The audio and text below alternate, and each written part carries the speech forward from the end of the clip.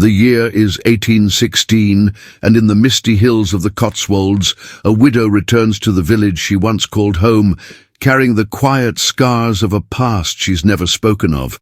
But when fate brings her face to face with the man who broke her heart decades ago, a marquis bound by duty and haunted by regret, the calm of the countryside will never be the same. A secret long buried is about to surface, a forbidden love is about to bloom again, and one whispered promise will defy everything society holds sacred. Subscribe now and help us reach our first 1,000 subscribers so we can keep creating more unforgettable love stories like this one. Your support makes all the difference. The Cotswolds, England, 1816. The morning mist drifted lazily over the rolling hills, weaving through the soft outlines of honey-coloured cottages and distant meadows glistening with dew. The air smelled of damp earth and blooming roses, of the kind of peace that hides old sorrows beneath its beauty. Into that stillness came a lone carriage, its wheels creaking softly as it climbed the narrow lane toward a modest stone cottage on the outskirts of Aldercombe. Inside, Margaret Ellison sat quietly, her gloved hands folded in her lap, her gaze lost beyond the window pane. The countryside stretched before her like a memory resurrected, golden fields, crooked fences, and a sky so pale it seemed ready to weep. She had not seen these hills since her girlhood, when her laughter once echoed across them. Now she returned a widow of 41, dignified but weary, her heart burdened by years of silence and duty. The carriage stopped beside the cottage, small but elegant, draped in ivy and shaded by an old willow. Margaret stepped down, the hem of her dove-grey travelling gown brushing against the gravel. A gust of wind lifted her bonnet ribbon, and she pressed a hand to her chest, steadying herself. "Welcome home, ma'am," murmured her maid Alice, her voice kind and uncertain. Home. The word lingered in the air, fragile and unfamiliar. Margaret managed a faint smile and nodded. Yes, home. Inside, dust-covered furniture waited like patient ghosts. Her father's old desk, the faded portrait of her mother, the faint scent of lavender, everything untouched, as though time itself had been holding its breath. She moved from room to room, tracing the edges of the window frames, feeling the rhythm of a life long paused. The kettle would sing again, she thought. The garden would bloom once more. By afternoon, she ventured outside. The garden behind the cottage had become a wild tangle of vines and briars, but the roses, her mother's beloved roses, still clung to life. Their petals, pale pink and trembling, opened shyly to the sun. Margaret knelt, brushing the soil from a half-buried stone marker that read, "Hope Cottage." "I suppose hope never truly dies," she whispered. The sound of hooves broke her reverie. She turned toward the lane and froze. A fine carriage was passing by, its polished wood catching the sunlight. The horses slowed at the curve, and through the glass she glimpsed a man seated within. A tall figure in a dark coat, his face marked by years and distance. For the briefest instant, his eyes met hers. A shiver coursed through her. It could not be, and yet her heart knew before her mind dared to believe. William Harcourt. The carriage continued on toward the manor beyond the hill, vanishing into the trees. Margaret stood motionless, her breath caught in her throat. The world around her seemed to blur, the wind in the grass, the cry of distant birds, the hum of the bees. Only his face remained clear, older now, sterner, but unmistakably the same man who once held her hand beneath the apple blossoms of youth. Inside the cottage, she sank into her chair beside the window. She tried to reason with herself, to remind her heart that 20 years had passed, that she was no longer the girl who believed love could defy the world. But her pulse betrayed her, racing like a melody she had forgotten she knew. As the evening light softened, she brewed tea in the quiet kitchen. The warmth of the cup steadied her trembling fingers. Outside, the bells of St. Mary's Church rang faintly over the hills. Their sound carried a sweetness that hurt. "Don't be foolish, Margaret," she murmured to herself. "You are too old for dreams." Yet when she looked through the window, toward the distant silhouette of Aldercombe Manor outlined against the dusky sky, her eyes glistened. Somewhere deep within, the embers of a love she thought long extinguished began to stir again. And though she would not yet admit it aloud, she knew that peace had ended the moment his carriage passed her gate. The village of Aldercombe stirred with quiet curiosity. Word had spread quickly, carried by the postboy and whispered through lace curtains. The grand estate upon the hill, empty for nearly a decade, had been sold. And not to just anyone, it had been purchased by the Marquis of Aldercombe, a man whose name carried weight, lineage and stories too complex for the gentle pace of a country village. Margaret Ellison heard the news from Mrs. Wren, her neighbour and friend, as they walked together toward the churchyard one misty morning. "They say he returned from abroad," Mrs. Wren said, adjusting the shawl on her shoulders. "A widower now, poor soul. Spent years travelling through Spain and Italy, they claim. Perhaps he seeks peace." Margaret smiled faintly, her hands tightening around the basket of herbs she carried. "Peace," she repeated softly, as if testing the word. She did not tell Mrs. Wren that she already knew his face, that she had seen it flash before her like a dream come alive. The memory of that carriage passing by her gate had haunted her for days. She told herself she was mistaken, that her heart had conjured his image out of longing or fatigue. Yet now there was proof.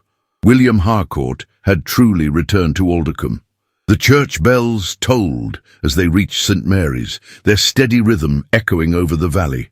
Inside, the villagers filled the pews, their murmurs blending with the rustle of prayer books. Margaret chose her usual place, near the middle row, where the afternoon light fell gently across the worn wooden benches. She lowered her head, trying to quiet the restlessness that had followed her since that day. The door opened behind her. A subtle change swept through the congregation, a shift in posture, a collective intake of breath. Margaret did not turn. She didn't have to. The air itself seemed to recognize him. Heavy boots stepped upon the stone floor, measured, calm, confident. When she finally looked up, her heart trembled. William Harcourt, the Marquis of Aldercombe, stood at the far end of the aisle. He was not the young man she had once known. Time had carved dignity into his features, softened the arrogance of youth, and replaced it with something deeper, weariness perhaps, or understanding. His dark hair bore threads of silver near the temples, and his face, though marked by years, retained the noble shape she remembered. He greeted the vicar with a brief nod before turning toward the pews. Their eyes met across the sanctuary. The world narrowed to that single instant. Margaret's breath caught. Her pulse fluttered like the wings of a frightened bird. The look in his eyes, steady, searching, stripped away the years that lay between them. And yet there was restraint there too, a hesitation born of distance and circumstance. She looked away quickly, her fingers clutching her prayer book as though it could shield her from memory. After the service, she stepped into the churchyard, where the sun had begun to pierce the mist. The scent of lilac mingled with the smoke of distant chimneys. She was arranging the flowers upon her father's grave when she heard footsteps behind her. "Mrs. Ellison." The sound of his voice, low, resonant and familiar, sent a shiver down her spine. Slowly, she turned. "Your Grace," she managed, her voice steady though her hands trembled slightly. "I had heard," he said, pausing as if choosing each word carefully, "that you had returned to Aldercombe." "I have," she replied quietly, "after many years away." He nodded. "The village has changed little, though I imagine we have not been so fortunate." Her lips curved in a faint smile. "We seldom are, my lord." For a moment they stood in silence, the breeze stirring between them. Margaret searched his face, older now, marked by experience, but still the same eyes that once looked at her beneath the apple blossoms. He seemed to be studying her with equal care, as though trying to reconcile the woman before him with the girl he once adored. "You are well?" he asked softly. "I am," she answered, though the word felt fragile on her tongue.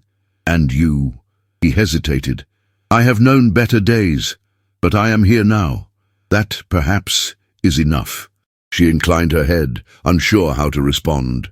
His presence stirred emotions she had long suppressed, regret, longing, and something more dangerous. Hope. I should not keep you, he said at last, his tone formal, though his eyes betrayed the warmth beneath. The vicar expects me for supper, but I wish to see you again. The confession hung in the air, soft but irrevocable. Margaret lowered her gaze, feeling the blood rise to her cheeks. It has been many years, my lord. 21, he murmured, almost to the day. She looked up, startled. You remember? How could I forget? Their eyes met once more, and in that glance lay all that had been lost, and all that still lingered. Then, with a quiet bow, he turned and walked away, his figure dissolving into the sunlight that spilled across the church path. Margaret remained rooted to the spot, unable to move. The sound of his voice, the memory of his gaze, lingered long after he was gone. She pressed a hand to her heart, as though to steady the wild rhythm within. That evening, she sat by the fire in her cottage, the room bathed in the amber glow of the hearth. Alice, her maid, had retired for the night, leaving her alone with her thoughts. She opened her sewing basket, meaning to mend a sleeve, but her hands refused to move. Instead, she found herself staring into the flames, seeing not the firelight but the memory of green eyes watching her across the pews. How easily the years vanish, she whispered to herself, as if time itself bows before memory. Outside, the night deepened. The moon cast a silver light upon the garden, illuminating the tangled roses that had begun to bloom again. She rose, wrapping a shawl around her shoulders, and stepped out into the cool air. The scent of earth and jasmine wrapped around her, calming and sweet. From her garden gate, she could see the faint lights of Aldercombe Manor glowing upon the distant hill. For a moment she imagined him there, perhaps standing by the window, gazing down upon the valley as he once did when they were young. She could almost hear his voice, soft and earnest, whispering the words he had spoken long ago beneath the orchard trees. I will come back for you, no matter how many years it takes. She closed her eyes, fighting the tears that threatened. You did come back, she murmured, but the years have changed everything. The next morning dawned, with a sky of pale blue and drifting clouds. The village was alive with gossip. Women at the baker's counter spoke in hushed tones of how the Marquis had attended church, how he had greeted the widow Ellison with a look that no one could quite describe, but everyone noticed.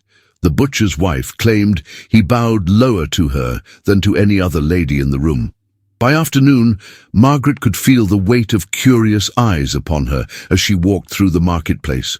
At the edge of the square, she met Thomas Wren, the young vicar. Mrs. Ellison, he greeted warmly, the Marquis spoke highly of your late father. He remembered him as a man of great wisdom. That was kind of him to say, she replied softly, her cheeks warming. He also mentioned, the vicar continued with a polite smile, that he hopes to see you again soon, perhaps at the next service. Margaret inclined her head politely, though inside her heart trembled. I am certain our paths will cross. The village is small, after all. That evening, as twilight settled over the valley, Margaret lit a candle by her window. She told herself it was for reading, but she never opened her book. Her thoughts wandered instead to the manor upon the hill, to the man who had once held her heart, and to the strange fate that had brought him back to the same place, at the same time, after so many silent years. Some loves, she realized, never truly die. They sleep beneath the surface, waiting for the right season to bloom again. And as the candle flickered in the stillness of Hope Cottage, Margaret knew, though she tried not to name it, that something within her had awakened once more, something tender, perilous, and beautiful. When she finally closed her eyes, she dreamed of the churchyard bathed in sunlight, of a voice calling her name through the wind, and of a promise that time had failed to erase.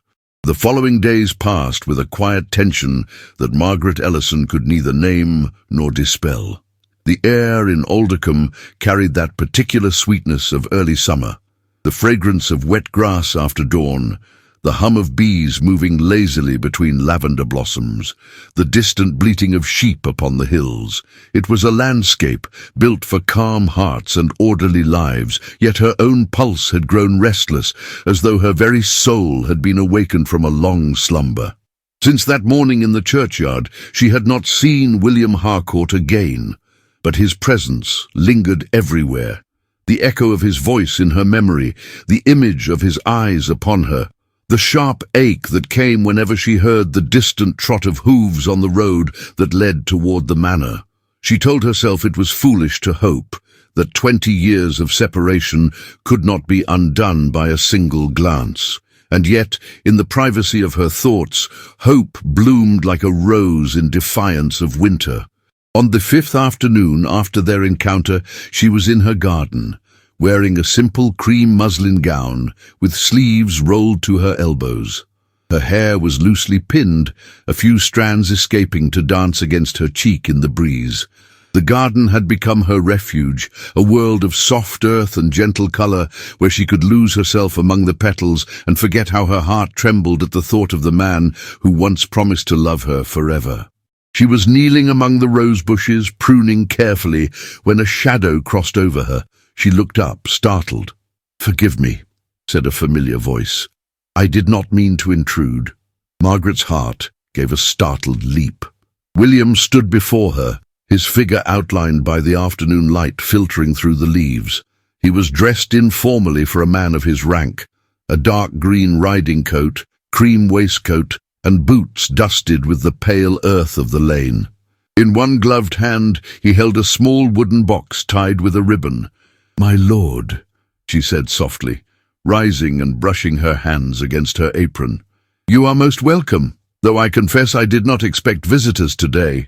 "Nor did I intend to impose," he replied, his voice calm yet unsteady beneath its formality. "I was riding near the village and thought it ungracious to pass by your gate without greeting you." Her gaze fell to the box he carried. "And you brought something?" He smiled faintly as if embarrassed. "A token of peace, perhaps. I recall you loved gardening once." He opened the box and revealed several small, delicate bulbs wrapped in soft paper. "They are lilies from Italy," he explained. "Rare ones.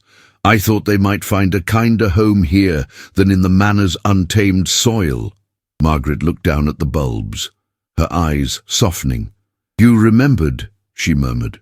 "I remember many things," he said quietly. The breeze stirred between them, carrying the scent of roses and the faint rustle of willow leaves.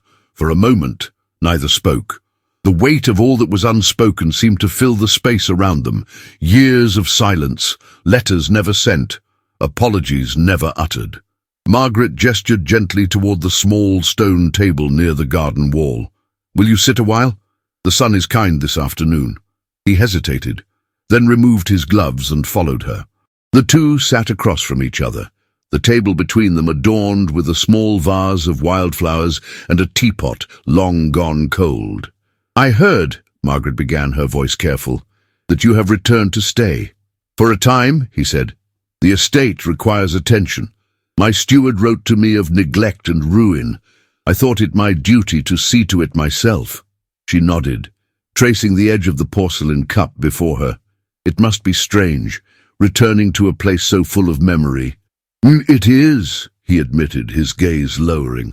"There are ghosts here, though not all of them unwelcome." Margaret's heart stilled at the weight of his words. She dared not ask what he meant, though every part of her longed to.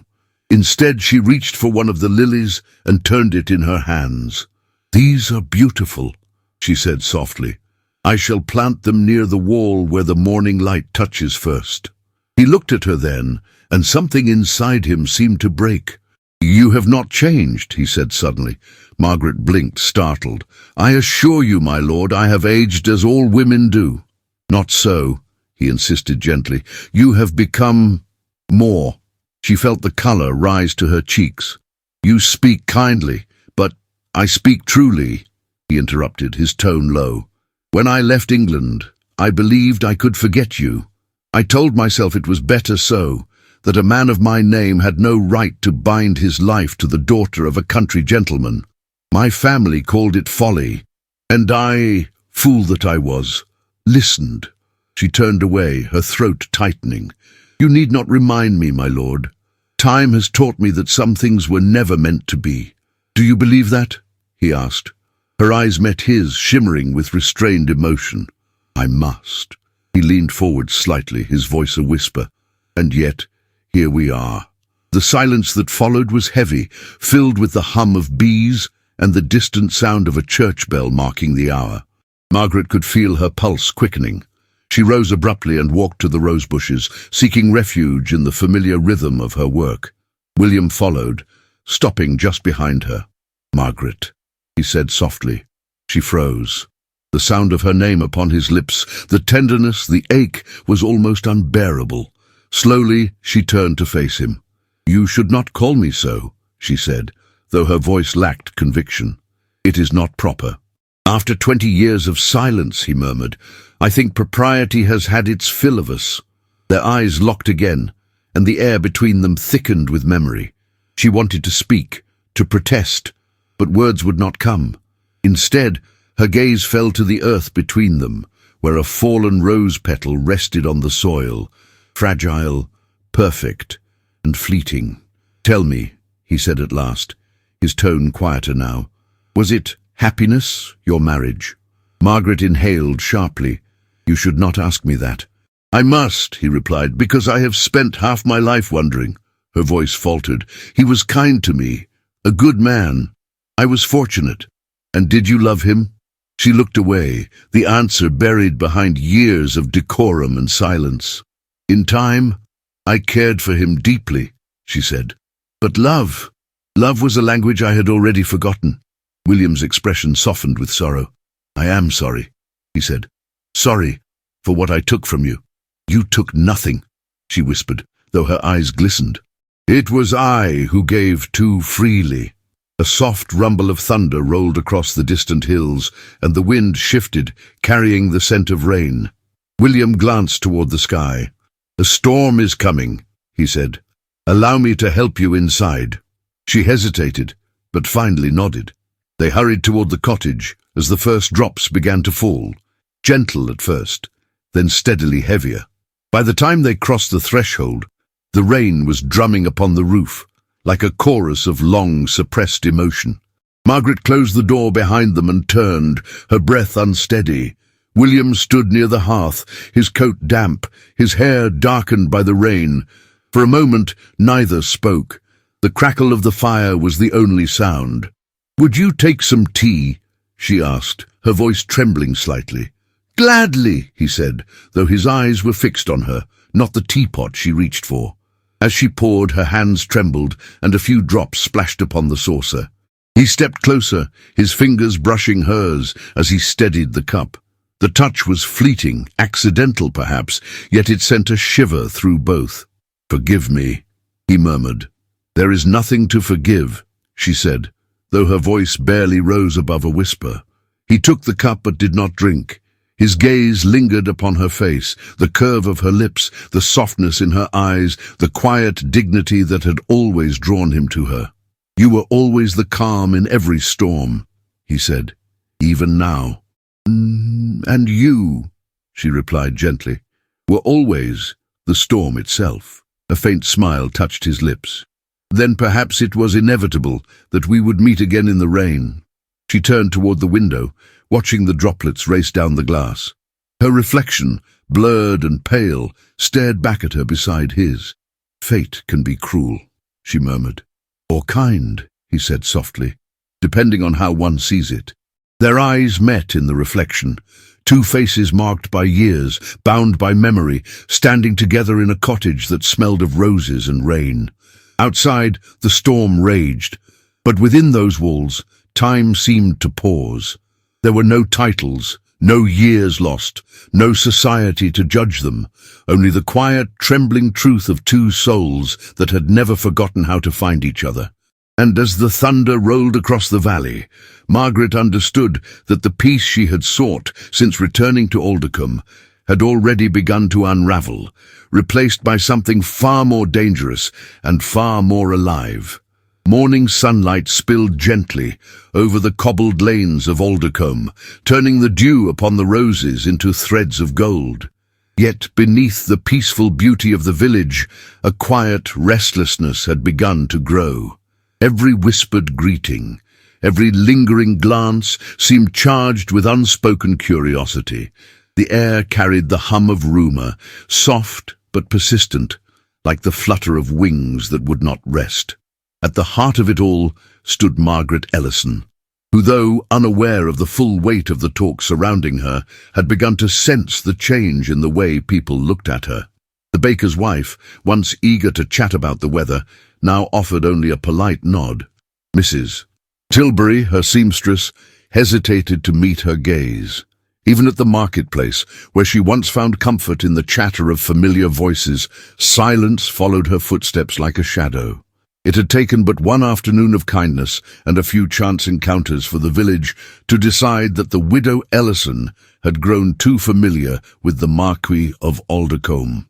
Inside Hope Cottage, Margaret tried to ignore the murmurs, occupying herself with her embroidery. But her thoughts would not settle. Each stitch seemed to draw her back to the memory of that afternoon in the garden, the rain falling softly against the window, the sound of his voice, the warmth of his hand brushing hers. She placed her work aside and stood by the window, watching the lane that led to the hill. Her heart betrayed her, hoping to see a dark coat riding past, though she knew how foolish that was. The clock struck noon when a knock echoed through the cottage. Alice, her maid, appeared at the doorway. "Mrs. Ellison, the Marquis's footman is here," she said nervously. "He's brought a letter." Margaret's heart gave a small, guilty leap. "Show him in, please." The young man entered, bowed respectfully, and handed her an envelope sealed with crimson wax. Once alone, she opened it with trembling fingers. "Madam, I trust I do not presume upon your kindness, but I am bound for the village this afternoon to inspect the church repairs. Might I call upon you briefly afterward? I have something of import to discuss, something that I believe touches upon us both. With highest respect, W. Harcourt." Her pulse quickened. She read the note again and again, though she already knew the words by heart. "Something that touches upon us both." The phrase shimmered with dangerous promise. By late afternoon she was ready, though she pretended otherwise.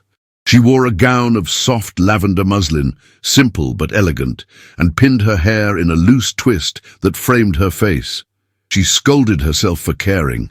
"He is a neighbour, nothing more," she told her reflection. Yet her reflection did not believe her. When William Harcourt arrived, the air between them seemed to hold its breath. He stood at her doorway, tall and grave, the sunlight outlining the broad line of his shoulders. "Mrs. Ellison," he greeted, bowing slightly. "I thank you for receiving me." "You are always welcome, my lord," she replied, her voice steady, though her hands were not. "Please, come in." He followed her into the sitting room, where the scent of roses mingled with the faint aroma of tea. The warmth of the fire cast a gentle glow upon the room. He paused, looking around. "I remember this house," he said softly. "Your father would invite me here when I was a boy. I had forgotten how peaceful it is." Margaret smiled faintly. "Peace can be deceptive. Sometimes it hides a great deal beneath its surface." Their eyes met, and for a moment the world narrowed to that silent connection. Then William cleared his throat and drew a folded paper from his coat. "I came in part to speak of this." He handed her a letter, the handwriting unfamiliar. "It was sent to me anonymously this morning," he said. "You should know its contents before it reaches other ears." She unfolded the page. The words were cruel, written in the sharp ink of malice. "The Marquis of Aldecombe disgraces his title by courting a common widow beneath his rank. Such indecency is the talk of the parish. If honour still guides you, sever the connection before it consumes you both." Margaret felt the blood drain from her face. "Good heavens," she whispered. "Who would—" "Someone with too much time and too little heart," he interrupted, his tone hardening. "But you must not take it to heart. Idle tongues find sport in virtue. She placed the letter upon the table, her hands trembling. This will ruin me, William. A woman alone has little shield against scandal. I had hoped the village would be kinder. I will not have you suffer for my sake, he said firmly. If they wish to speak, let them speak of me, not of you. Her eyes filled with tears she refused to shed. You do not understand. For a man, gossip is an inconvenience. For a woman, it is a sentence. He stepped closer, his voice low and urgent. Then let them say what they will. I will not hide my regard for you, Margaret. The years have taught me that silence does far more harm than truth. She shook her head, retreating slightly, though her heart ached to do otherwise. You speak rashly. We cannot defy an entire village. Why not? He asked. Must we always live by the rules of others, by their expectations, their judgments? Because, she said bitterly, it is easier for them to forgive cruelty than affection. He studied her for a long moment, his expression softening. You were always braver than you believed, he murmured, even now standing against the world with your head held high. I am not brave, she whispered. I am frightened. Then we are both frightened, he said, and still we stand here. Their gazes met again, his filled with fierce tenderness, hers with desperate restraint. For a moment it seemed as if words would fail them entirely. Then a sharp knock broke the silence. Alice entered, pale and uneasy. Beg pardon, ma'am, but Lady Harcourt has arrived. She insists upon seeing you. Margaret froze. Lady Harcourt? Yes, ma'am, the maid stammered. She's waiting at the gate. William's expression darkened. My aunt, he muttered. She must have followed me. Then I shall receive her, Margaret said quietly, though her heart thundered in her chest. This is my home. I will not hide from her. Moments later, Lady Eleanor Harcourt swept into the room, her black silk gown rustling like thunder. Her posture was straight as an iron rod, her grey eyes cold and assessing. Mrs. Ellison, she said curtly, how charming your little cottage is. So quaint, so modest. Margaret curtsied slightly. Lady Harcourt, you honour me with your visit. The older woman's smile was sharp. I should think so.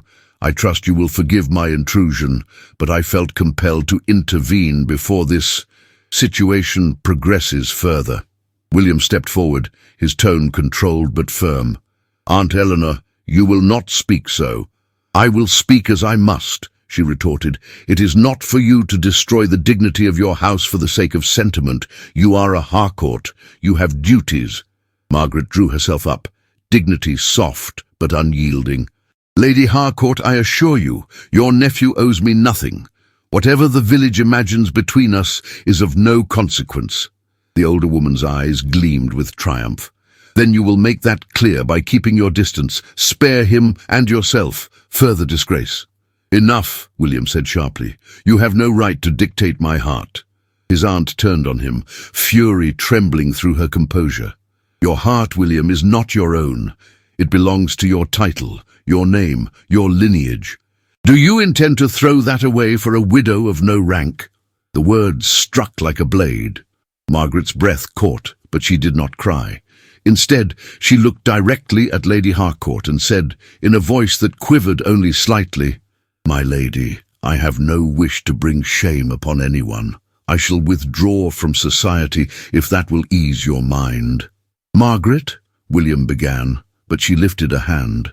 It is better this way, she said softly. Peace comes at a price, my lord. And I have learned to pay it. Lady Harcourt inclined her head, satisfied, and swept toward the door. See reason, William, she said coldly, before reason sees you.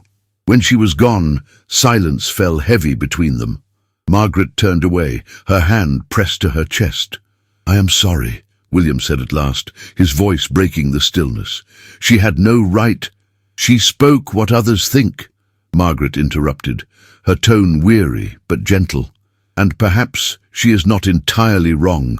He moved closer, his voice rough with emotion. If you mean to send me away, say it plainly. She looked up at him, her eyes shimmering. Would you go if I did? Never, he said without hesitation. Her lips trembled, torn between defiance and surrender. "Then God help us both," she whispered. Outside, the last of the sunlight faded, and the sound of the wind rose through the garden. In the quiet that followed, the faint scent of rain mingled with the perfume of roses drifting through the open window, a reminder that beauty and sorrow often bloom from the same soil. And though neither spoke again, both knew that the world around them had changed irrevocably. Love, once a secret flame, now burned openly, and in the eyes of society, dangerously so.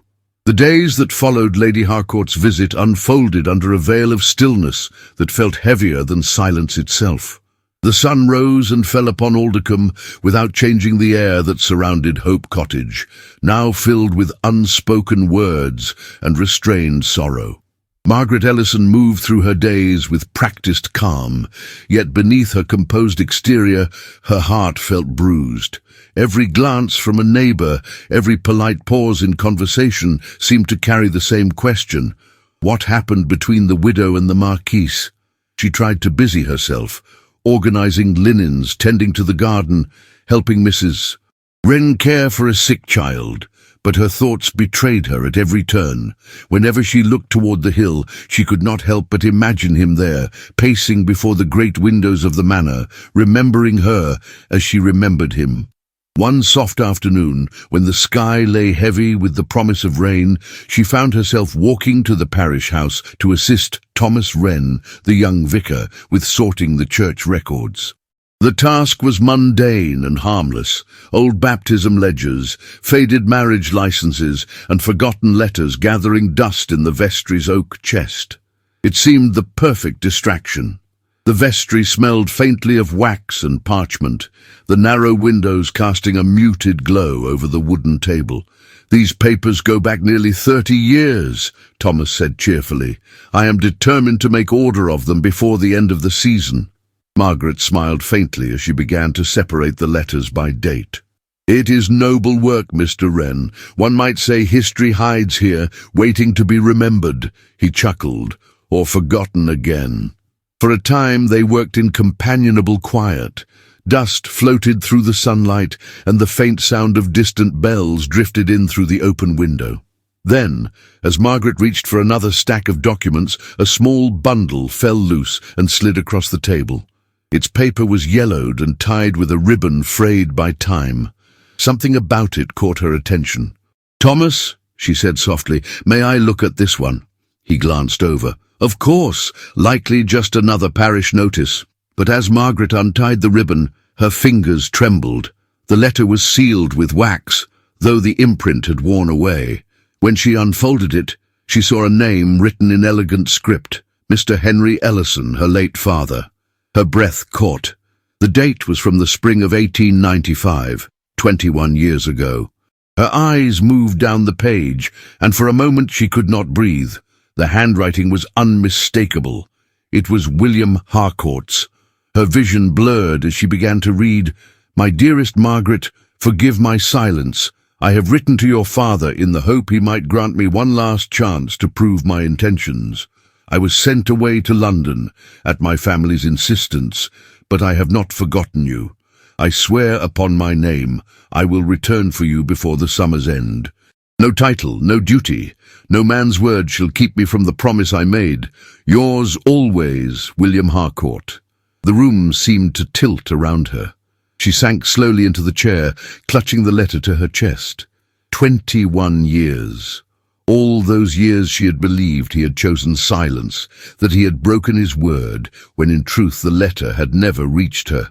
"Mrs. Ellison?" Thomas's voice broke through the fog. "Are you well?" She nodded faintly, though tears shimmered in her eyes. "Yes," she whispered. "Only, I found something I should not have." He stepped closer, concern etching his brow. "Would you like me to fetch you some water?" "No," she said quickly, folding the letter with trembling hands. "I think I must take this with me." She left the vestry with her heart pounding, the world outside blurred by emotion. The village lanes stretched before her in soft hues of grey and green, the first drops of rain beginning to fall. Her shawl clung to her shoulders as she hurried toward the cottage, clutching the letter beneath her cloak like a fragile truth too long buried. By the time she reached her garden gate, the rain had grown steady. She entered the cottage, closed the door, and leaned against it, gasping softly. The letter trembled in her hand. He had meant to come back. The realization struck her like light through the darkness. Every doubt, every bitterness she had carried dissolved in an instant, replaced by a pain far deeper, a pain born not of betrayal, but of all the years they had lost to misunderstanding. As if summoned by her thoughts, there came a knock upon the door. She froze, her breath catching. When she opened it, William Harcourt stood on her threshold, his coat soaked from the rain, his expression uncertain, but filled with longing. "Forgive me," he began. "I should not have come without sending word, but—" "Come in," she interrupted softly. "Please." He hesitated only a moment before stepping inside. The sight of him, wet and disheveled, seemed to belong to some dream. She motioned toward the fire, and he removed his gloves, his gaze never leaving her face. "You are trembling," he said quietly. "So are you," she replied. He smiled faintly, the ghost of warmth returning to his features. "I feared I might not be welcome after your aunt's visit," she finished gently. "Yes, I remember." He nodded. "She has not ceased her lectures. I am told I am a disappointment to my bloodline." Margaret gave a small, sad laugh. "Then we are both disappointments, it seems." For a moment they stood in silence, the firelight flickering between them. Then Margaret took a slow breath and extended the folded paper toward him. "I found this today," she said softly, "at the parish. It was addressed to my father. He never showed it to me." William looked at her in confusion before taking the letter. As he read, his face changed, first surprise, then anguish. "I remember writing this," he murmured. "I sent it with a servant, the very day before I left for London. I never knew—" "It never reached me," she said, her voice breaking. "All these years I thought you had forgotten. I thought you chose your title over me." His hand shook as he folded the letter. "Margaret, I searched for you when I returned. They told me you had married. I believed you had moved on. God forgive me. I believed what they wanted me to believe." Her eyes filled with tears. "And I believed what I was made to believe, that you had abandoned me." He took a hesitant step closer. "If I had known, if I had found this letter before—" "William," she interrupted softly, "we cannot rewrite time." He looked at her, anguish and tenderness intertwined. "No, but we can reclaim what little remains of it." Her heart ached at his words, so simple and true. She wanted to believe him, to surrender to the warmth that flickered like the firelight between them. Yet fear lingered still, the habit of restraint too deeply learned. "You ask me to forget 20 years of silence," she said gently. "Do you know what that means?" "I ask you," he said, his voice low and fervent, "to remember what we were before it."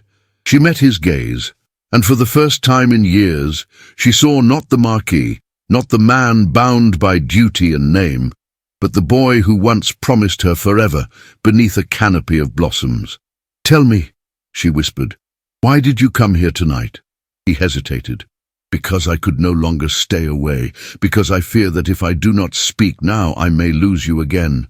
Her lips parted, trembling. "And what is it you wish to say?" He stepped closer until the space between them was no wider than a breath. The firelight painted his face in gold and shadow. "That I never stopped loving you, not for a single day, even when I believed you lost to me, even when I tried to forget. I could not." Her breath caught, and for a long moment neither moved. The air around them seemed alive with every word they dared not speak. Then, slowly, she reached for his hand. "I should send you away," she murmured. "It would be the sensible thing. Then be reckless, just once." He whispered.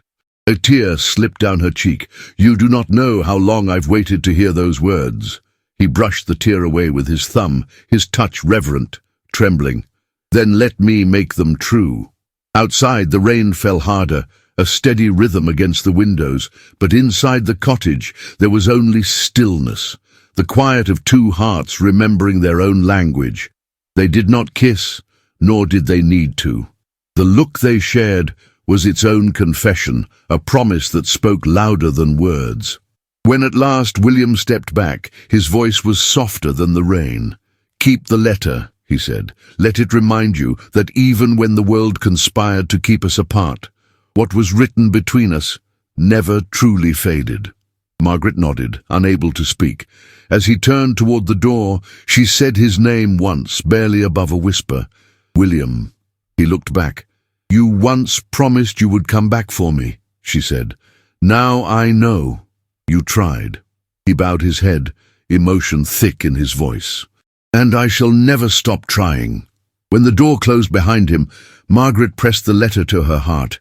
The fire crackled softly, its light flickering across her face, revealing not sorrow this time, but a quiet, radiant hope.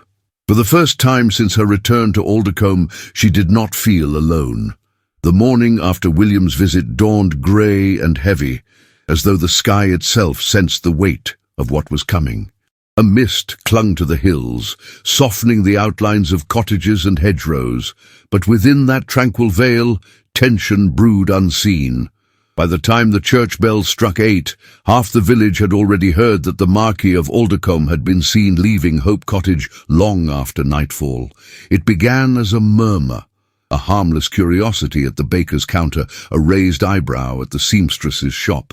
By midday, it had become an unrelenting tide of whispers. He stayed too long. She received him alone. Propriety demands explanation.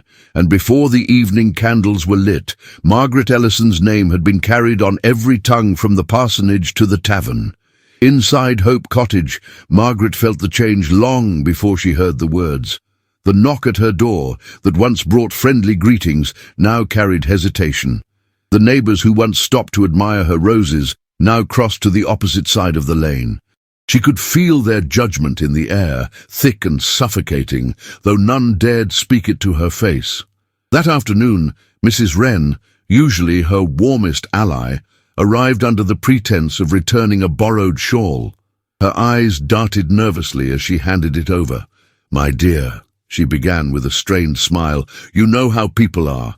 Idle talk and foolish imaginations, but perhaps it would be wise to be discreet for a time." Margaret's stomach turned to ice. "You mean to say they are speaking of me?"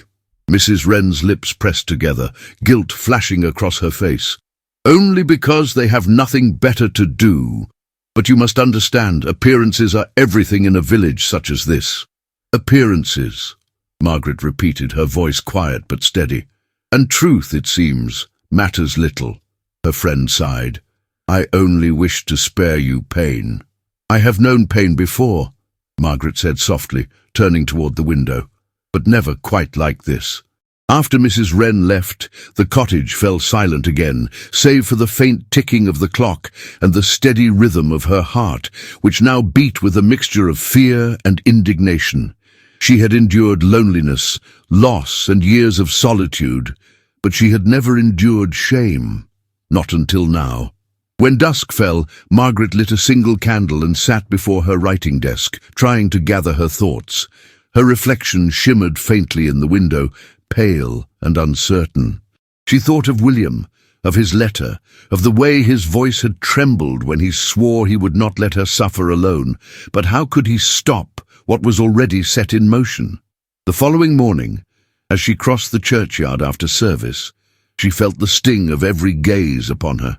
The whispers rose and fell like a cruel tide. Some looked away, others did not bother to hide their curiosity. Even Thomas Wren, the young vicar, greeted her with a hesitation that broke her heart. Later that day, as she returned home, a carriage appeared at the edge of the lane. It was dark and imposing, its crest unmistakable, the Harcourt emblem glinting in the sunlight. Her breath caught. William descended before she could compose herself. He was dressed formally, his expression grim but resolute. Without waiting for invitation, he approached her gate. "Margaret," he said, his tone low but urgent, I've just come from the parish hall. There was a meeting this morning. My aunt was there. She straightened, her hands tightening upon the gatepost. What have they done now? He exhaled slowly, his jaw tense. She demanded that I make a public statement. She insists I distance myself from you immediately to preserve the family name. Margaret's heart ached, though her face remained calm. And what did you say? I told them, he said, his voice trembling with restrained fury, that I would rather lose my title than deny my affection for you. Her breath faltered. You should not have said that.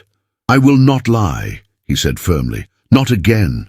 William, she whispered, you do not understand what this means. They will not forgive you. They will not forgive me.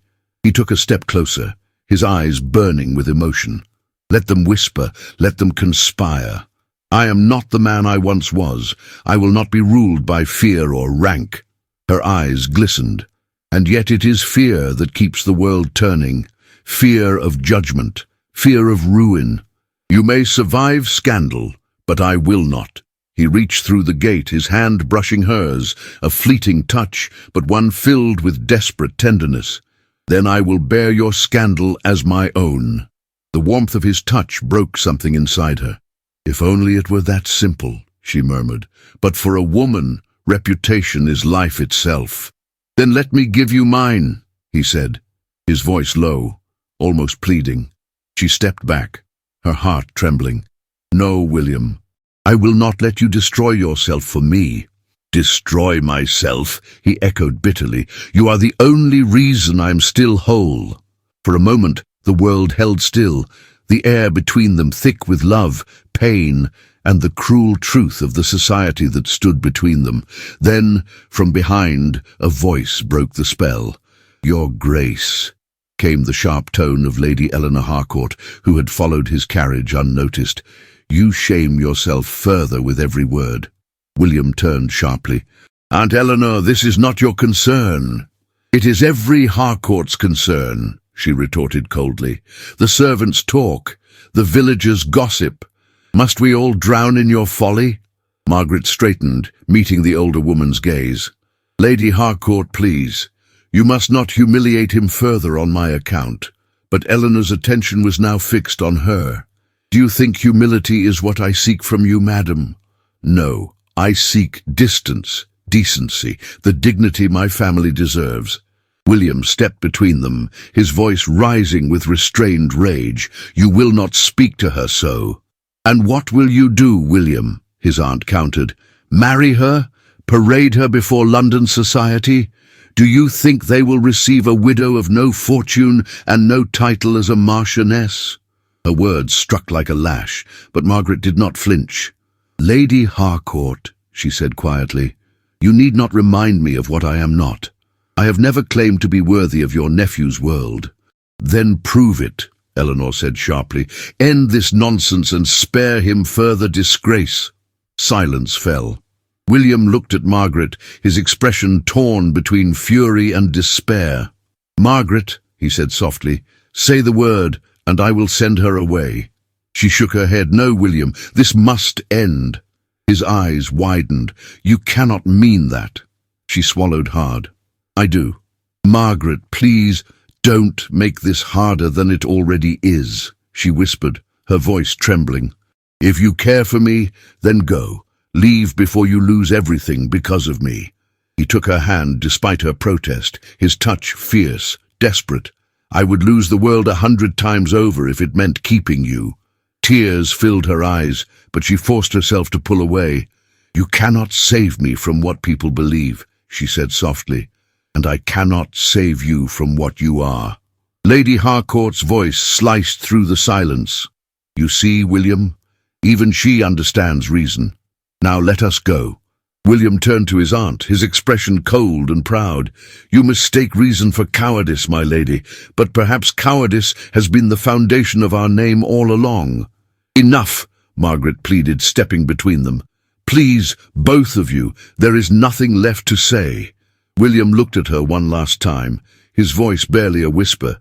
You ask for peace, but peace is only another form of loss. Then he turned and left, his boots striking the wet earth with slow, deliberate steps. Lady Harcourt followed, her skirts rustling like thunder. Margaret stood at the gate long after the carriage had disappeared down the lane.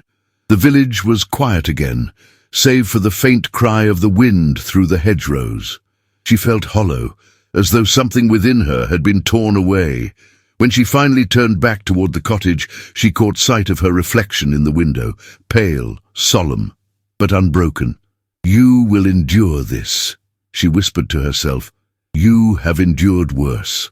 And yet, as she moved through the empty rooms, the echo of his voice lingered in every corner. His words haunted her, soft and inexorable. "I would lose the world 100 times over if it meant keeping you." By nightfall, the first stars appeared above the valley, faint and distant. Margaret sat by the dying fire, the flames painting her face with gold and shadow. Outside, the whispers of the village carried through the wind, but she no longer listened. For in the quiet depths of her heart, love had ceased to be a comfort.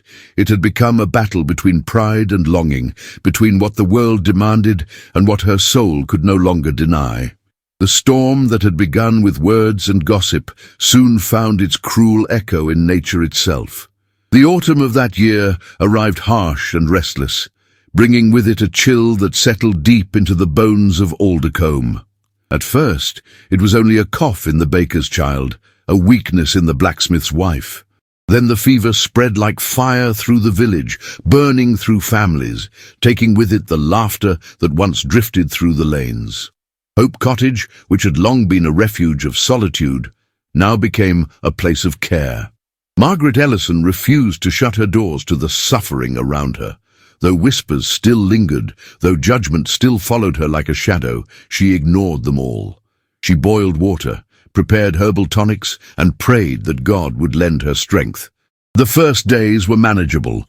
Children with trembling hands, mothers too weak to stand, but soon the illness grew crueler. The church bell tolled each evening, not for prayer, but for mourning. Mrs. Wren, who had once brought her comfort, fell ill herself, leaving Margaret to watch helplessly as the fever climbed higher with every passing night. The vicar came often, his young face drawn with fatigue. "Mrs. Ellison," he said one grey afternoon, "you must rest. You cannot tend to everyone." She shook her head. "I cannot sit idle while others suffer. Rest will not heal me of guilt." He frowned gently. "Guilt? For what?" "For surviving," she murmured. He wanted to answer, but words failed him. In the candlelight she looked more fragile than ever, her skin pale, her eyes shadowed. Yet there was a quiet fire within her, something unbreakable that no illness or rumour could destroy. That night, she sat beside Mrs. Wren's bed, damp cloth pressed to the woman's brow. Outside, the wind howled, rattling the shutters. The fever had taken most of the village by then, and the vicar was too exhausted to reach them all. Margaret was alone. "Sleep, Evelyn," she whispered softly. "You must rest now. You'll be well again soon." But as the hours passed, hope began to fade. Margaret bowed her head, the silence broken only by the faint crackle of the hearth. Her own head swam from exhaustion, her fingers trembling. The fever, relentless and indiscriminate, seemed to circle her door. She did not know that help was already on its way. Far from the village, William Harcourt rode through the mist, his cloak soaked with rain, his heart heavy with the words that still echoed from their last conversation. When he had left her, he had sworn he would not return, not because his love had dimmed, but because he could not bear to cause her further pain.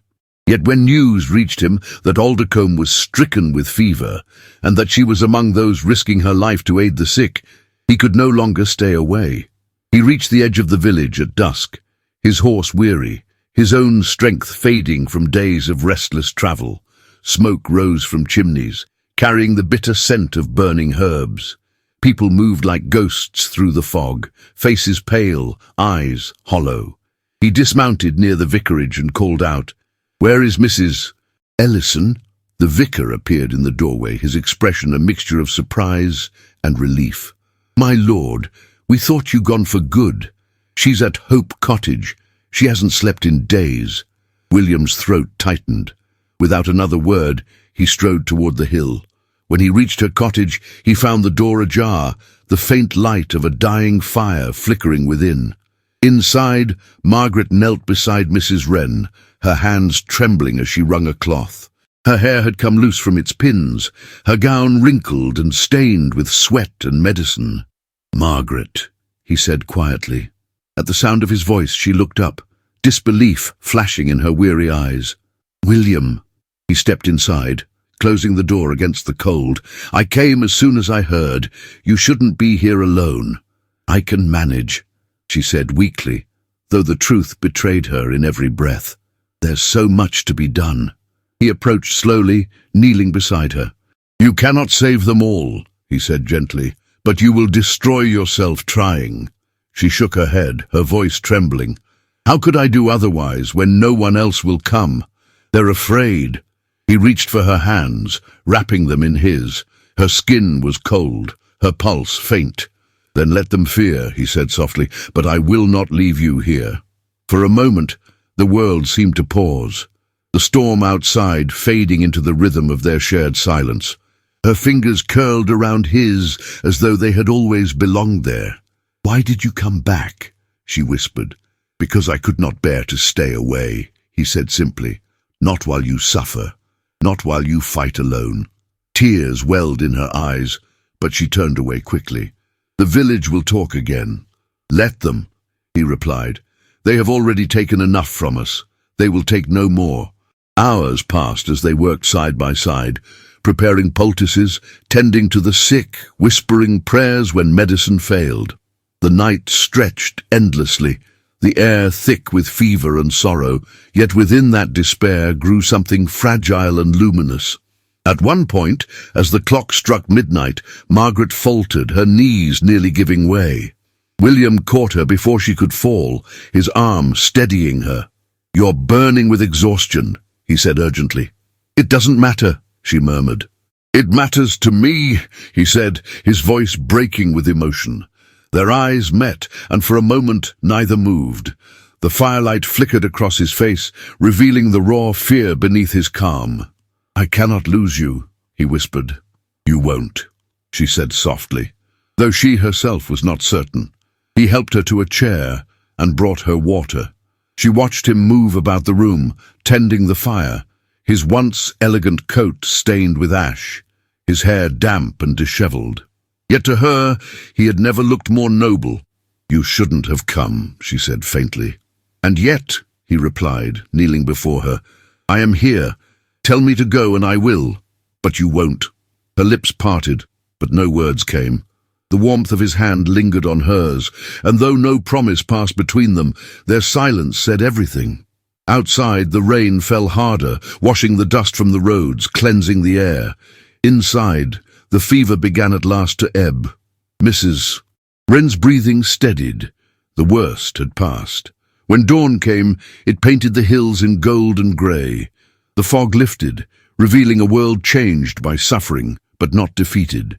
Margaret stood at the window, her shawl draped loosely around her shoulders, watching as light touched the valley once more. William joined her, his voice quiet. "It's over for now." She nodded. "We have lost so many, and yet you saved more than you know," he said gently. She turned to him then, her eyes tired but luminous. "You came back when I had lost faith in everything." He reached out, brushing a strand of hair from her face. "I came back because I never lost faith in you." Her breath caught, her heart aching with the tenderness of his words. "You speak as if I were something worth believing in." "You are," he said simply. The silence that followed was filled with warmth, the kind that spoke of forgiveness without words. They stood side by side, the light of morning wrapping them in fragile peace. For the first time in many months, Margaret allowed herself to breathe.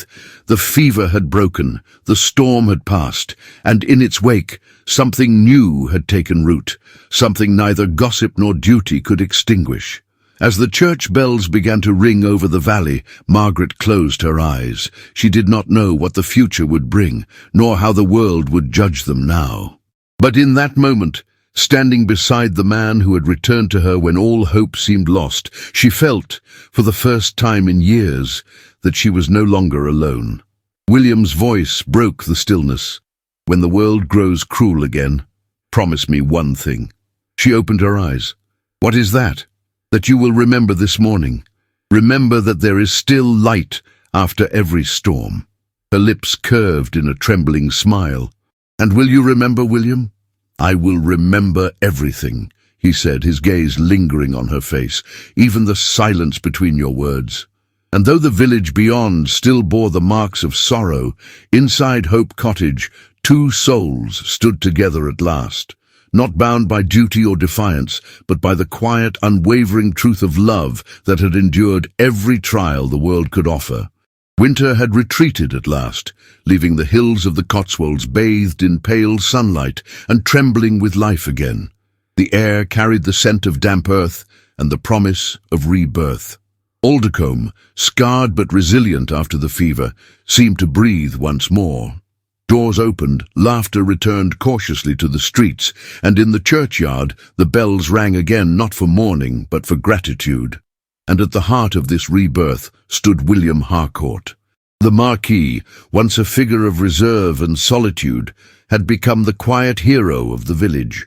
His aid during the sickness, the medicines, the doctors, his sleepless nights, had softened the gossip that had so cruelly surrounded him. Gratitude had replaced malice, or at least quieted it. Yet still, beneath the civility of their thanks, whispers lingered about her. The widow who had worked at his side, the woman whose courage had matched his own. Margaret Ellison had returned to tending her garden, her hands once more stained by the soil she loved. The fever had taken much from her, friends, strength, peace, but it had also given her something in return, the certainty that love, once lost, could return stronger for having suffered. She had not seen William for several weeks since the illness subsided. He had gone to London briefly on business concerning the estate, and though she told herself she did not await his return, her heart betrayed her each time she looked to the distant road. One late afternoon, as the sun cast long amber rays across the garden, a rider appeared. The sound of hooves against the gravel stirred the quiet, and Margaret's pulse quickened before she even turned to look. William dismounted with effortless grace, his coat of deep navy contrasting with the soft hues of spring around him. "Mrs. Ellison," he greeted, his tone gentle, his eyes filled with that familiar light, warm, searching, unspoken. "My lord," she replied, her composure trembling slightly. "It has been some time." "Far too long," he said, and there was a pause, tender and dangerous. He drew a small parchment from his pocket. "I came to deliver this in person. It is an invitation." She hesitated before taking it. The seal bore the Harcourt crest. She broke it with care and read the elegant script. "To Mrs. Margaret Ellison, you are cordially invited to the ball of Thanksgiving to be held at Aldecombe Manor, in gratitude for those who served the village in its time of trial." Her eyes lifted from the paper to his. "You are hosting a ball?" He smiled faintly. It was the vicar's suggestion. He thought it would lift spirits, and perhaps redeem my name in the eyes of those who had long condemned it. "And mine," she said softly, before she could stop herself. His smile faded into something more solemn. "Margaret, no one who knows you could ever condemn you. They owe their lives to you." She looked away, her fingers tightening around the invitation. "You know as well as I do that gratitude is fleeting and memory cruel." "Then let this evening be stronger than both," he said. "Will you come?" She hesitated. The thought of walking into the manor, of facing the curious stares, filled her with dread.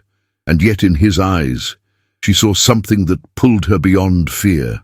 "Yes," she said finally, her voice steady though her heart raced. "I will come." The night of the ball arrived beneath a sky clear as crystal, the moon high and silvery over the hills. Lanterns glowed along the path leading to Aldecombe Manor, casting golden reflections upon the gravel.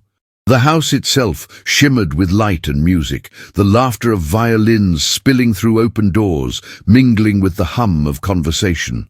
Margaret stood for a long moment at the base of the steps, her hands clasped before her.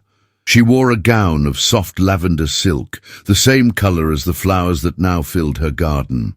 The neckline was modest, the sleeves of delicate lace, and her hair, loosely gathered with a few tendrils framing her face, carried a single white rose tucked behind her ear.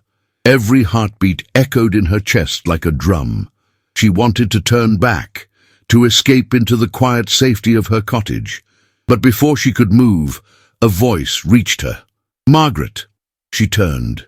William stood at the top of the steps, his expression tender, his presence commanding.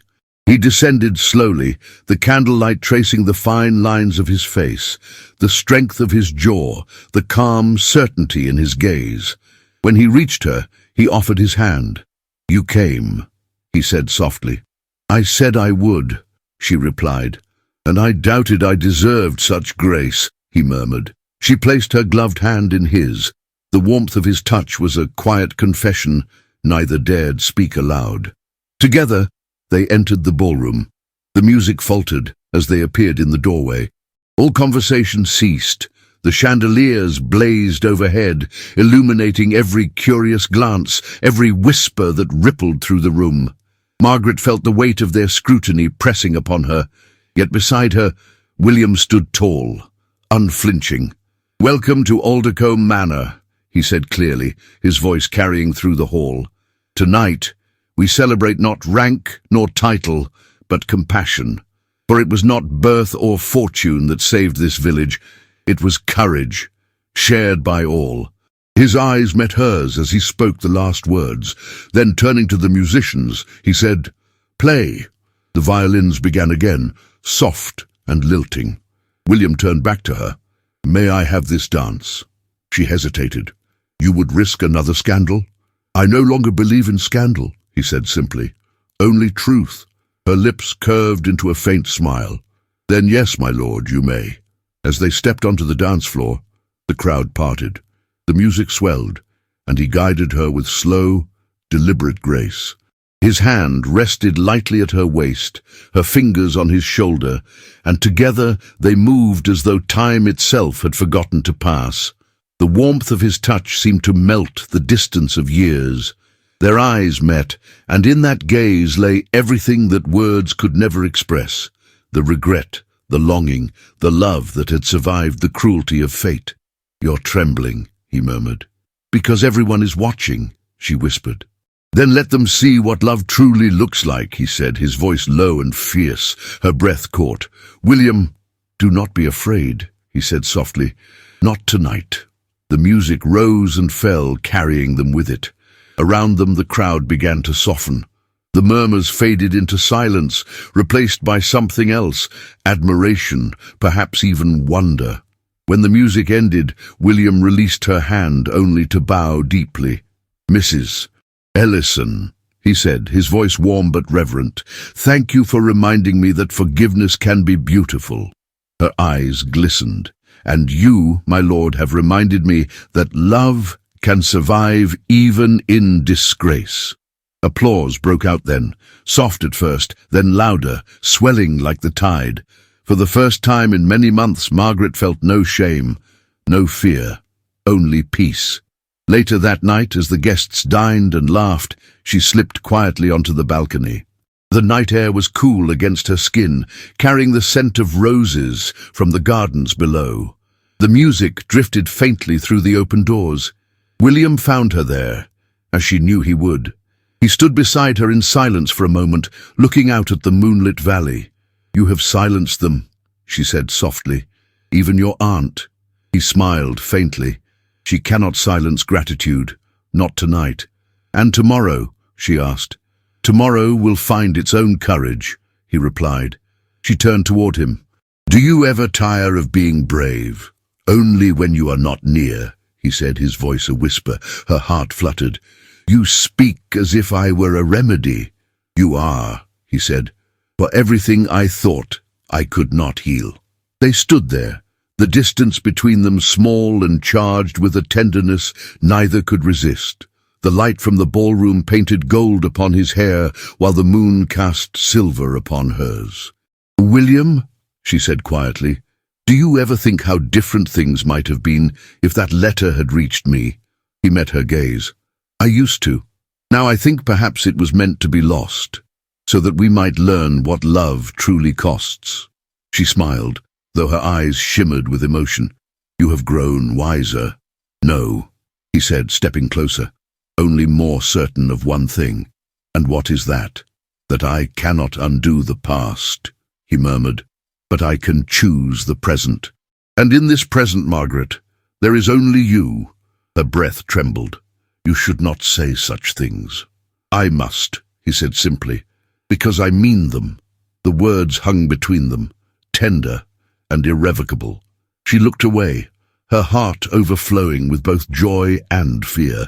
From inside, the orchestra began another waltz. William extended his hand once more. "Dance with me again," he said softly. "Here, beneath the stars." "Here," he whispered.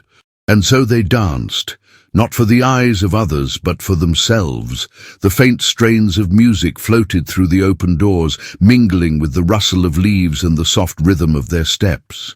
In that quiet, moonlit moment, Margaret felt time dissolve.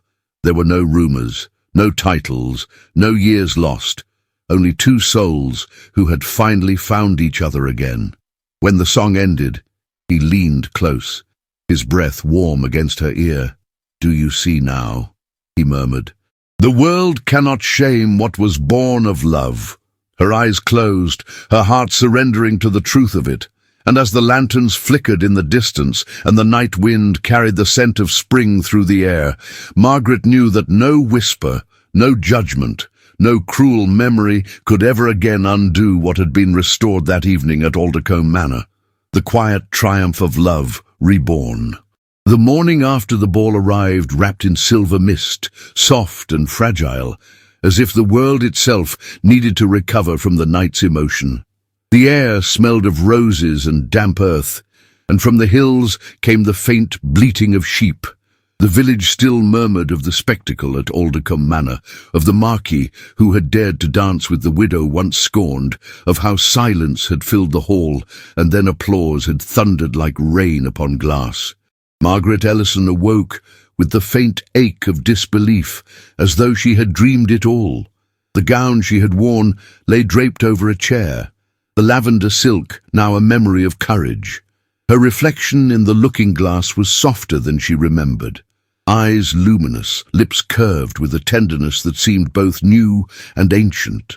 For years she had carried herself with composure, the quiet dignity of one who had learned to live without hope. But that morning there was light in her face again, the unmistakable glow of a woman whose heart had remembered how to beat for love. Outside, the sun broke gently through the mist. She went to the garden, basket in hand, to cut the first blooms of spring. Dew clung to the petals, shimmering like tears of joy. Each rose she gathered seemed to whisper of the night before. His hand on hers, the way the music had carried them beyond time, the look in his eyes when he said, "The world cannot shame what was born of love." As she arranged the flowers in a vase, a knock sounded at the door. She turned, expecting perhaps Mrs. Wren or the vicar, but when she opened it, her breath caught. William Harcourt stood before her. He was dressed simply, without the weight of his title. No finery, no crest, just a man come to see the woman he loved. The morning light gilded the edges of his hair, the calm intensity of his gaze softened by affection. "Good morning," he said quietly. Her voice nearly failed her. "You shouldn't have come so early. The village will talk." He smiled faintly. "They have never stopped." She couldn't help but return the smile. "You are impossible." "Ah, so I have been told," he said, stepping inside as she moved aside. "But I would rather be impossible with you than sensible without you." Her laughter, light and musical, filled the cottage. "You speak as if words were your weapon." "They are," he said softly, "when my heart cannot bear its silence." For a moment they stood close, the sunlight spilling across the room. The air between them shimmered with unspoken emotion. Then William grew serious, his gaze searching hers. "I have something I must tell you," he began. "A letter arrived this morning from London." Margaret's heart sank. "From your aunt?" He nodded. "Yes, and from my solicitor as well." He reached into his coat and withdrew a folded paper. "It seems my aunt has appealed to the Crown to intervene in the matter of my inheritance. She claims that my reputation, and by extension, the integrity of my estate, has been compromised by my association with you." Margaret turned pale. "Good heavens! I thought it only fair to warn you," he continued. "There will be talk again. They may attempt to paint you as a woman of ambition, a schemer seeking influence." Her voice quivered, though she fought to keep her composure. "And what will you do?" "What I must," he said. "I will not yield to their cruelty, nor will I allow them to dictate whom I may hold dear." She looked away, her eyes glistening. "You cannot fight a family as powerful as yours." He stepped closer, his tone fierce but tender. "I can fight for what I love, and I will." "William," she whispered, "I will not have you lose everything for me." He caught her hand, pressing it to his chest. "Then tell me what I would gain if I let you go. Tell me what life would remain for me if I were to walk away now." Her breath trembled. "Peace, perhaps." He shook his head. "Peace is a poor companion without love." For a long moment, silence enveloped them. The sound of the clock ticking, the faint rustle of wind through the roses, it all seemed to fade until there was only the fragile rhythm of their joined hands.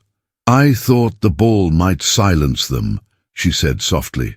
"I thought that night would prove we had nothing to be ashamed of." "It did," he replied gently, "but people will always find new shadows to fear." "Then perhaps we should give them their peace," she murmured, withdrawing her hand. "If you lose Aldercombe because of me, if you are stripped of your title, I will never forgive myself." He looked at her as though she had struck him. "Do you think I care for Aldercombe more than I care for you?" "You should," she said, her voice breaking. "It is your name, your legacy. I am only a woman who once loved you." He stepped forward, his voice low and trembling. "No, Margaret, you are the only woman I have ever loved, and if the price of that truth is my title, then let it fall. I would rather be a man of no name with you than a marquis in a house that feels empty." Tears welled in her eyes. "You speak as if love were enough to change the world." "It has changed mine," he whispered. Emotion swelled in her chest until it felt like it might break her. "And what will you do now?" "I will go to London," he said. "Face them. End this once and for all." Her hands tightened around the edge of the table. "When?" "Tomorrow." Her breath caught. "So soon?" "I cannot allow their lies to grow," he said, "and I would not have you endure another whisper on my account." She turned away, her heart aching. "If you go, they may never let you return." He smiled faintly. "Then I will return, without their blessing." There was a long pause. The clock ticked softly, marking each heartbeat like a farewell. "Will you wait for me?" he asked. She turned to him, her voice trembling. "I have waited half a lifetime already, William." "What is one more season?" He closed the distance between them and lifted her hand to his lips. The kiss was gentle, reverent, a vow spoken without words. "I will come back to you," he whispered. "This time, no letter will go astray." She tried to smile, though her heart felt like glass. "You say that as if fate would dare to test us again." "Then let fate try," he said softly. "We have weathered worse." When he left, the cottage felt too quiet. The echo of his footsteps faded down the lane, leaving only the whisper of wind through the garden. Margaret stood at the window until he disappeared beyond the hill, her heart divided between pride and dread. That night she could not sleep.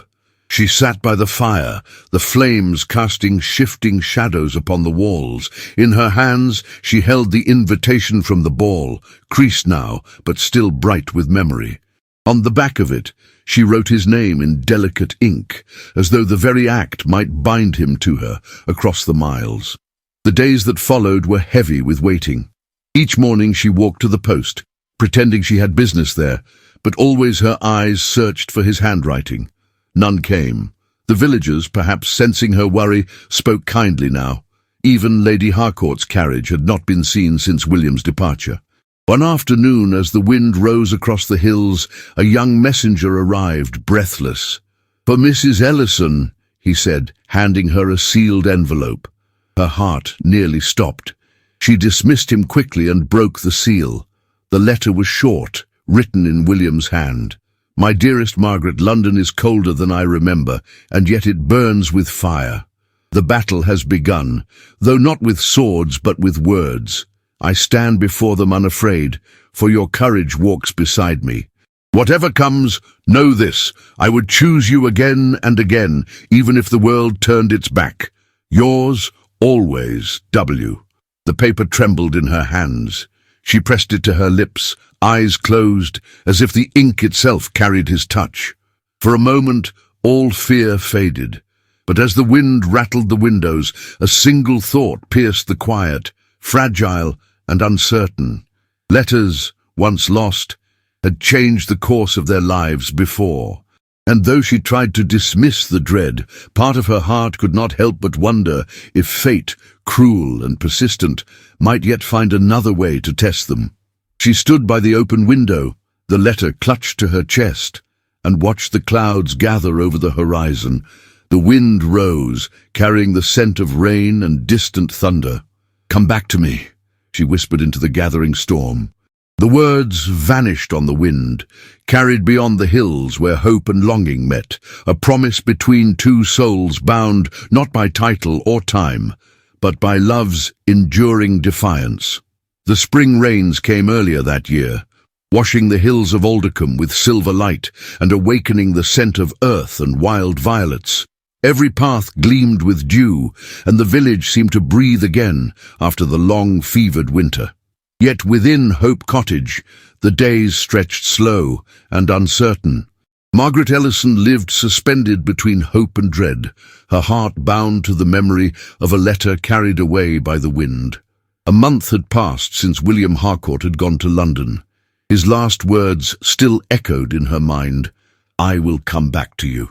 She had recited them like a prayer each night as she watched the candles burn low. Every creak of carriage wheels upon the distant road stirred her pulse. Every knock upon her door made her heart leap with trembling anticipation. But each time it was only the vicar or a neighbour, or silence itself. The villagers had begun to ask, gently at first, whether she had heard from him. She would smile, dignified and calm, and answer, "He is a man of his word." Yet when she was alone, her composure cracked.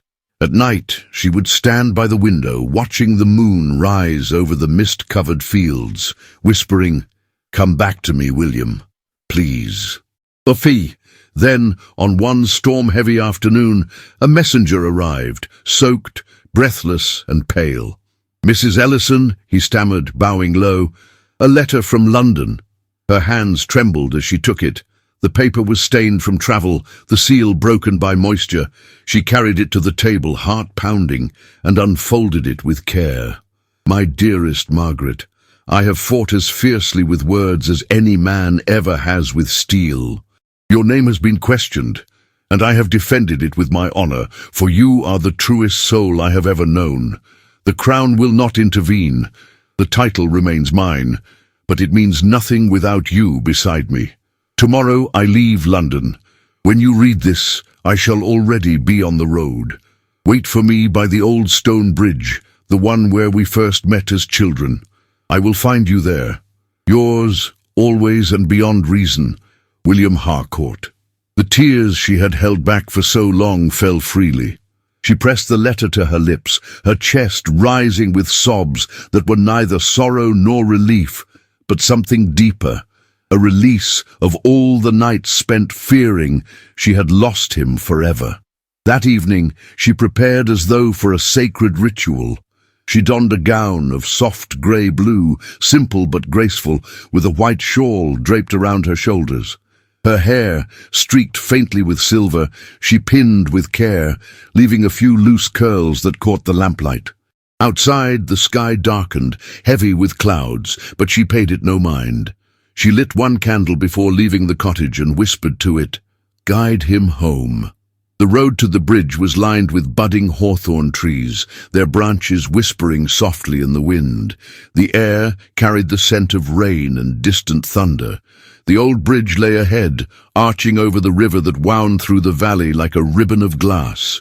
Margaret stood there, her hands clasped tightly before her, her heart racing with every sound that broke the silence. The wind tugged at her shawl, scattering petals from the blossoms around her. She had waited in that place once before, years ago, a girl of 20, standing in the same rain, believing love could conquer all. She was older now, wiser perhaps, but no less vulnerable. Minutes turned into hours. The first drops of rain began to fall. Then through the curtain of mist came the sound of hooves. Her breath caught. A figure appeared upon the hill, a dark horse. A rider bent forward against the wind. Her heart recognized him before her eyes did. "William!" she cried, her voice breaking through the storm. He dismounted before the words were even fully spoken. The rain fell harder now, soaking them both as he crossed the distance between them. When he reached her, he stopped, breathless, his face illuminated by the flash of lightning that streaked across the sky. "Margaret," he said, his voice raw, "I feared you would not come." "I would have come through fire itself," she whispered. For a long moment they stood there, neither speaking. The river rushed beneath the bridge, wild and unrestrained, but the world around them seemed to still. He reached for her hand, the rain running down his sleeve. "It is over," he said softly. "The accusations, the letters, the whispers. My aunt has withdrawn her claims. Aldercombe remains mine, and I am free to live as I choose." "And how will you choose, William?" she asked, her voice trembling. He stepped closer, so close that she could feel the warmth of him, even through the cold rain. "I will choose you," he said simply, "every day, for as long as I have breath." Tears mingled with the rain upon her cheeks.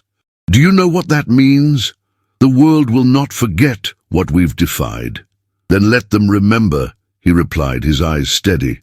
"Let them tell our story however they wish. I will live it only for us."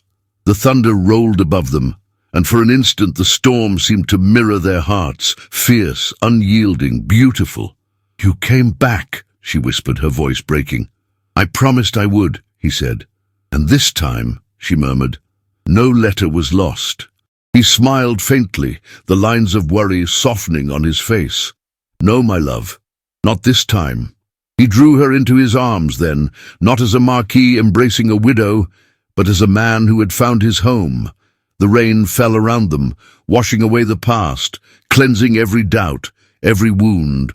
She rested her head against his chest, hearing the steady rhythm of his heart. "I thought the world would end before I saw you again," she said softly. "Perhaps it did," he replied, brushing a wet strand of hair from her face. "And what we live now is something new." When they finally pulled apart, laughter broke through the tears. It was soft at first, then freer, the sound of joy rediscovered. He took her hand and kissed it tenderly. "Come with me," he said. "Leave this place of sorrow. Let us begin anew." She hesitated, her gaze drifting toward the cottage visible in the distance through the rain. "Everything I have known is here," she said softly. "Everything you are," he replied, "is with me." Her eyes filled with warmth, and she nodded slowly. "Then lead the way." They walked back along the muddy path, the rain easing into a gentle drizzle. The air smelled of renewal, of life beginning again. By the time they reached Hope Cottage, the clouds had begun to part, and a faint rainbow shimmered above the hills. Inside, William knelt before the hearth to light a fire. The flames rose, casting a golden glow upon the walls. Margaret watched him in silence, her heart full. The years of solitude, of regret and restraint, now seemed like shadows receding before the dawn. When he rose, she said softly, "You look at home here." He smiled. "I am. Wherever you are, I am home." They sat by the fire, the warmth between them quiet and profound. Words were no longer needed. Every glance, every breath carried the weight of what they had endured. At last, she spoke. "Do you ever think of the letter that never reached me all those years ago?" He nodded. "Often. Do you resent what it cost us?" He shook his head. "No, because it taught me that love is not fragile. It survives distance, silence, even time. What was meant to break us only made us certain." Her eyes glistened. "You always find the right words." He took her hand, his thumb tracing small circles against her skin. "Only because you give them meaning." Outside, the rain ceased entirely. The last light of evening spilled through the window, bathing the room in gold. Margaret leaned her head against his shoulder, her heart at peace for the first time in years. "Do you know," she said quietly, "when I first returned to this village, I thought love was a chapter long closed. I believed my story had ended." He smiled, pressing his lips to her hair. "Then let this be the beginning instead." "The beginning," she whispered, as though testing the sound of hope upon her tongue. The clock struck softly in the corner, 1, 2, 3, marking the passage of time not as loss but as grace. Outside, the garden shimmered beneath the fading sun, every rose glistening with rain. The hills of Aldecombe stretched vast and tender beyond, holding within them the quiet triumph of two hearts that had found their way back to each other, despite every trial. And as the fire crackled and the evening deepened into night, Margaret Ellison and William Harcourt sat side by side, not speaking, not needing to, for love, at last, had spoken for them both. In that silence, the world seemed to exhale, and peace, true, hard-won peace, settled over Hope Cottage like the gentlest of blessings. The years had unfolded gently over Aldecombe, softening what had once been harsh, healing what time alone could not. The hills were still green in the spring, the river still curved like a silver thread through the valley, and the stone bridge, weathered and strong, still stood as if guarding the memory of a promise made beneath the rain. 9 years had passed since that stormy evening when Margaret Ellison and William Harcourt had found each other again, and though the world around them had changed, their love had not diminished. If anything, it had deepened, settling into something quiet, enduring, and luminous, like sunlight resting upon old glass. Hope Cottage no longer stood in solitude. A narrow lane now connected it to the manor, lined with birch trees William himself had planted the year after their union. They had married quietly, without grandeur, before the village vicar, in a ceremony so intimate that even the morning birds seemed to hold their song in reverence. There had been no jewels, no fanfare, only her lavender gown, and his vow spoken with trembling certainty. "I have searched for you all my life, and now that I've found you, I shall never let you go again." The years that followed had not been without trials. William had surrendered much of his presence in London society, choosing instead to remain in Aldecombe. The great houses that once turned their backs on him had eventually softened. Scandal has a short memory when faced with steadfast happiness. Yet he never sought their approval again. He no longer needed it. Margaret, once whispered about with cruelty, became the quiet heart of the village. It was she who organized the harvest gatherings, who taught the children their letters by the fire, who visited the sick long after the fever years had ended. Her gentleness, once mistaken for fragility, became her strength. Even those who had judged her learned to bow their heads when she passed. Aldecombe Manor had changed as well. Its grand halls, once silent, now echoed with laughter. For in the 7th year of their marriage, after many prayers whispered in the quiet of night, Margaret had given birth to a daughter, a miracle they had not dared to expect. They named her Clara. She had her father's steadfast eyes and her mother's quiet grace. From the day she learned to walk, she had followed Margaret through the gardens, asking endless questions about the world. And though the villagers sometimes said the child had her father's spirit, a spark of boldness, of defiance, it was Margaret who saw in her something deeper, that same unyielding heart that had once faced down the judgment of an entire world. Now, on this clear spring morning, Margaret sat in the garden beneath the old rose arbor, her needlework resting on her lap. The sunlight caught the silver threads in her hair, and her smile, though touched by time, remained radiant. The air was alive with the hum of bees and the scent of blooming roses. From the hill came the sound of laughter. Clara's bright voice mingled with her father's lower, amused tones. Margaret looked up to see them walking down toward her, the child clutching a wildflower crown, her curls bouncing as she ran. "Mama! Look what Papa helped me make!" Margaret laughed softly. "It's beautiful, my darling." William followed, a trace of mud on his boots and a light in his eyes that had not dimmed in all these years. He leaned down to kiss Margaret's cheek before taking the seat beside her. "She insists that the crown is for you," he said. "I tried to persuade her to keep it for herself, but she would not be swayed." Margaret smiled, letting Clara place the crown upon her head. "Then I shall wear it with pride." Clara giggled and twirled in the sunlight. "You look like the Queen of Spring." "Then that makes you my princess," Margaret said, pulling her daughter close. William watched them both, his expression tender. A queen and her princess. How lucky a man must be to serve them both. Margaret turned to him, her eyes shining with the quiet affection that had outlasted every season. "You have served no one, William.